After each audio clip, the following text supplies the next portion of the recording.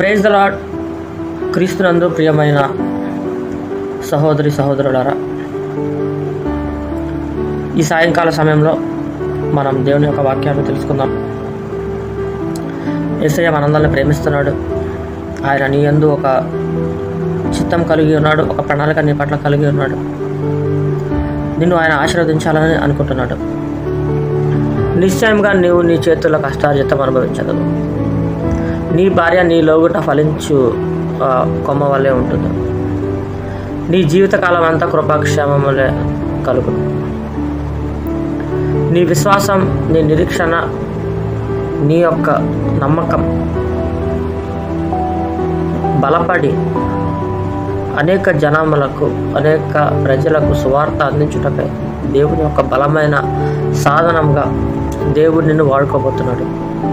నీ జీవితంలో పడ్డ కష్టాలు, పడ్డ వేదనలో, పడ్డ బాధలు ఇంకా నువ్వు జ్ఞాపకం చేసుకో.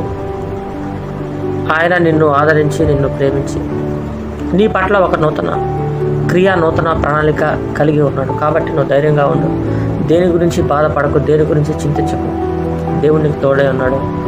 నీకు మంచి కార్యాలు, గొప్ప కార్యాలు నీ జీవితంలో ఆయన చేయబోతున్నాడు. ప్రార్థించుకుందామా?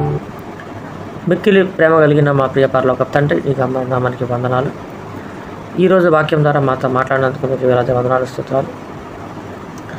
రాబో దినముల్లోనైనా మరి పంట విస్తారం, పని వాళ్ళు తక్కువ, కోత విస్తారం, పని వాళ్ళు తక్కువ. అలాగ నీ పని చేయటకు, నీ సేవ చేయటకు అనేక సేవకులు లేవనెత్తుకోవాలి.